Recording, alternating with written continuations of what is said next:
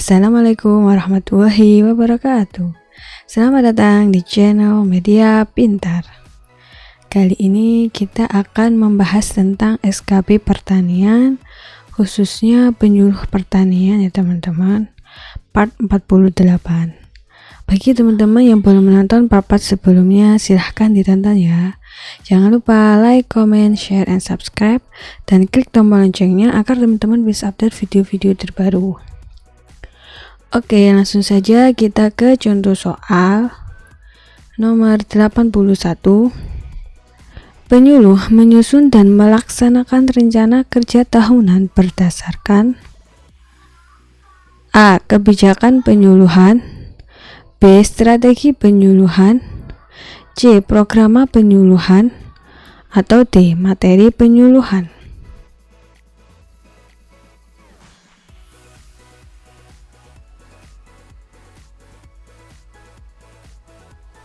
Oke, kita bahas ya teman-teman.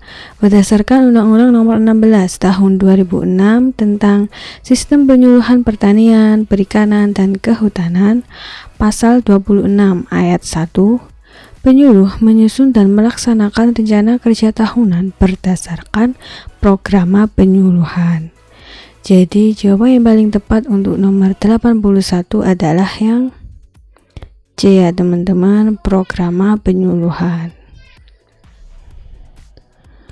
Oke, sudah jelas ya. Lanjut soal berikutnya, nomor 82. Materi penyuluhan dalam bentuk teknologi tertentu yang akan disampaikan kepada pelaku utama dan pelaku usaha harus mendapatkan rekomendasi dari A. Kapoktan, B. Asosiasi Komoditas Pertanian, C. Dewan Komoditas Pertanian, atau D. Lembaga pemerintah.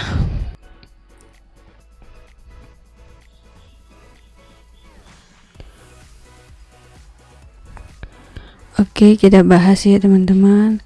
Berdasarkan Undang-Undang Nomor 16 Tahun 2006 tentang Sistem Penyuluhan Pertanian, Perikanan, dan Kehutanan, Pasal 28 Ayat 1, materi penyuluhan dalam bentuk teknologi tertentu yang akan disampaikan kepada pelaku utama dan pelaku usaha harus mendapat rekomendasi dari lembaga pemerintah, kecuali teknologi yang bersumber dari pengetahuan tradisional. Jadi jawaban yang paling tepat untuk nomor 82 adalah yang D ya teman-teman, lembaga pemerintah. Oke, lanjut soal berikutnya, nomor 83. Kerjasama penyuluhan dapat dilakukan antar lembaga penyuluhan secara A. Horizontal, vertikal, diagonal, B. Horizontal, tumpang tindih, vertikal, C. Horizontal, vertikal, lintas sektoral, atau D. Vertikal, lintas subsistem antar poktan.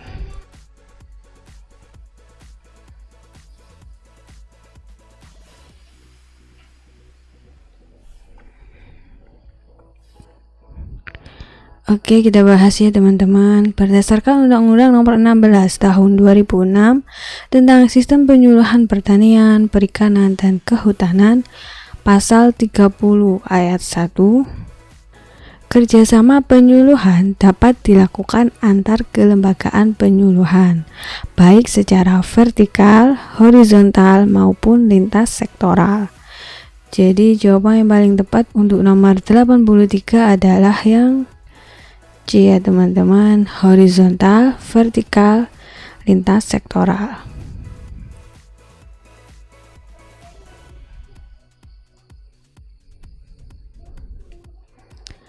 Oke, sudah paham ya. Lanjut soal berikutnya, nomor 84.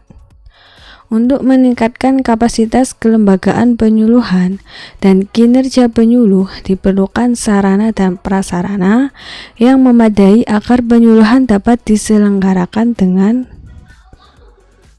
A. Meningkatkan motivasi, B. Mengembangkan potensi, C. Meningkatkan minat, atau D. Efektif dan efisien.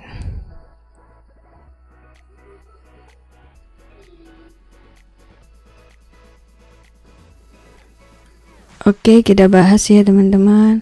Berdasarkan Undang-Undang Nomor 16 Tahun 2006 tentang Sistem Penyuluhan Pertanian, Perikanan, dan Kehutanan, Pasal 31 Ayat 1, untuk meningkatkan kapasitas kelembagaan penyuluhan dan kinerja penyuluh, diperlukan sarana dan prasarana yang memadai agar penyuluhan dapat diselenggarakan dengan efektif dan efisien.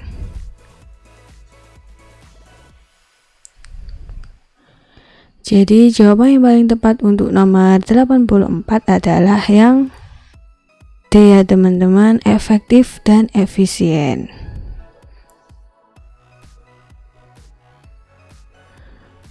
Oke, lanjut ya, soal berikutnya nomor 85. Pembiayaan penyelenggaraan penyuluhan di tingkat desa bersumber dari A. Kas kelompok tani, B. Dana kas desa, C. APBD, atau D. APBN.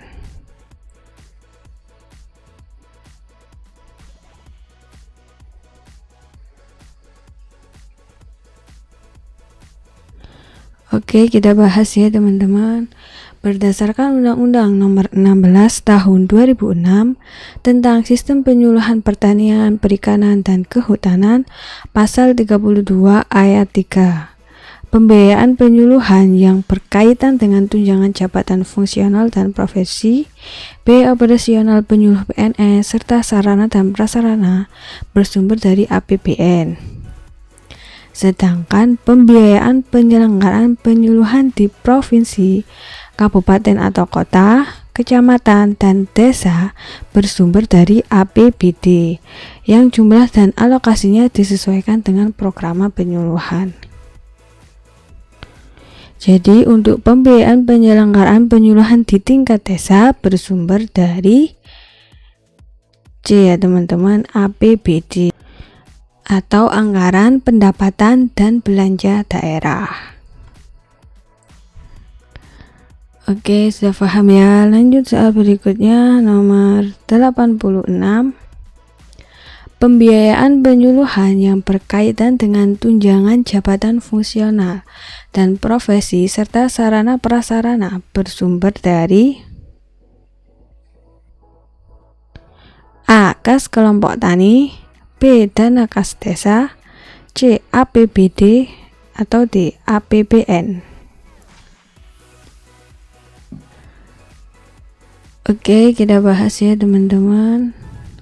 Berdasarkan Undang-Undang Nomor 16 Tahun 2006 tentang Sistem Penyuluhan Pertanian, Perikanan, dan Kehutanan, Pasal 32 Ayat 3, pembiayaan penyuluhan yang berkaitan dengan tunjangan jabatan fungsional dan profesi, biaya operasional penyuluh PNS, serta sarana dan prasarana bersumber dari APBN.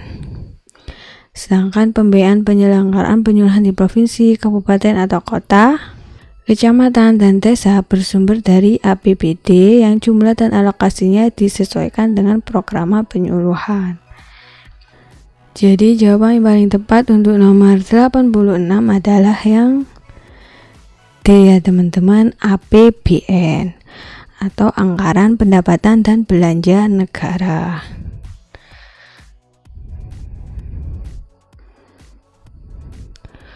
Oke, diingat-ingat ya teman-teman. Lanjut soal berikutnya nomor 87. Organisasi profesi penyuluh berkewajiban A. Memberikan kebijakan tentang penyuluhan kepada pelaku utama dan pelaku usaha, B. Menyusun materi penyuluhan, C. Melakukan pembinaan dan pengawasan penyuluh, atau D. Melaporkan hasil evaluasi penyuluhan tahunan.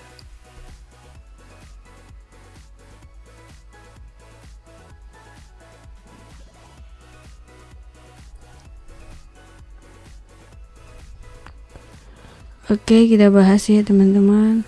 Berdasarkan Undang-Undang Nomor 16 Tahun 2006 tentang Sistem Penyuluhan Pertanian, Perikanan, dan Kehutanan, Pasal 34 Ayat 5, Organisasi profesi penyuluh berkewajiban melakukan pembinaan dan pengawasan, termasuk memberikan pertimbangan terhadap anggotanya yang melakukan pelanggaran kode etik. Jadi jawaban yang paling tepat untuk nomor 87 adalah yang C ya teman-teman, melakukan pembinaan dan pengawasan penyuluh.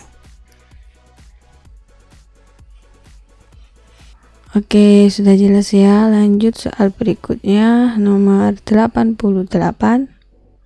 Setiap penyuluh swasta yang melakukan penyuluhan dengan materi teknologi tertentu yang belum mendapatkan rekomendasi dapat dikenakan sanksi administrasi berupa A. Pencabutan sertifikat sebagai penyuluh, B. Sanksi pidana, C. Pemberhentian sementara dengan memperhatikan pertimbangan dari organisasi profesi, atau D. Membayar denda administrasi sesuai kode etik penyuluh.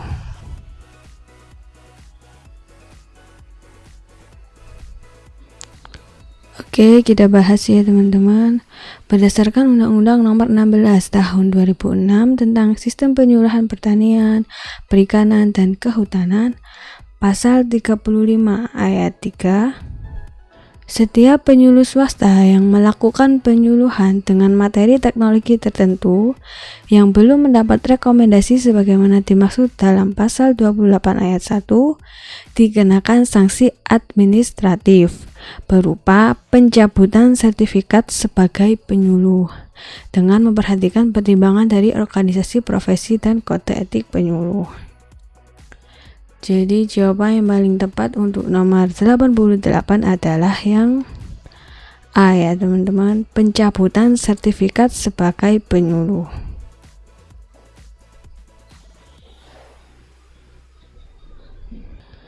Oke, lanjut soal berikutnya, nomor 89.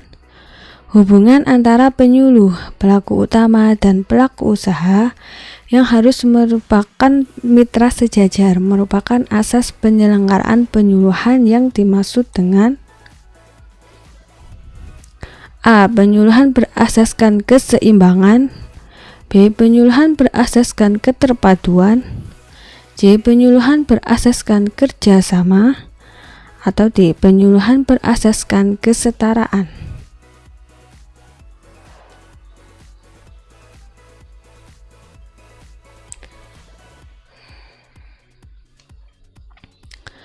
Oke, kita bahas ya teman-teman. Berdasarkan penjelasan dari pasal 2, yang dimaksud dengan penyuluhan berasaskan kesetaraan yaitu hubungan antara penyuluh, pelaku utama, dan pelaku usaha yang harus merupakan mitra sejajar. Jadi jawaban yang paling tepat untuk nomor 89 adalah yang D ya teman-teman, penyuluhan berasaskan kesetaraan. Oke, diingat-ingat ya, kalau ada kata-kata mitra sejajar berarti berasaskan kesetaraan. Oke, lanjut ya teman-teman ke soal berikutnya, nomor 90.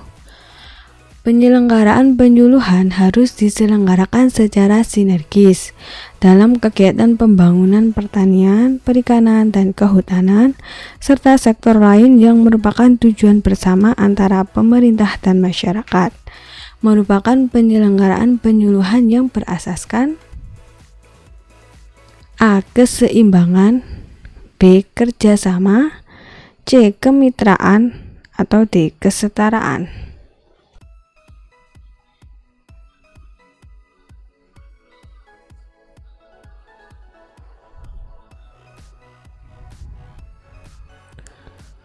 Oke, kita bahas ya teman-teman. Berdasarkan penjelasan dari pasal 2, yang dimaksud dengan penyuluhan berasaskan kerjasama yaitu penyelenggaraan penyuluhan harus diselenggarakan secara sinergis dalam kegiatan pembangunan pertanian, perikanan, dan kehutanan, serta sektor lain yang merupakan tujuan bersama antara pemerintah dan masyarakat. Jadi jawaban yang paling tepat untuk nomor 90 adalah yang P ya teman-teman, kerja sama.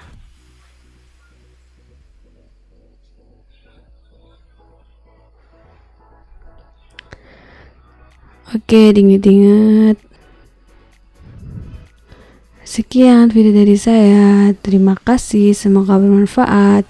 Jangan lupa like, comment, and share, dan subscribe channel Media Pintar. Semoga teman-teman bisa mendapatkan nilai yang terbaik pada saat tes SKB nanti dan menjadi ASN tahun ini. Oke, sampai jumpa. Bye-bye. Wassalamualaikum warahmatullahi wabarakatuh.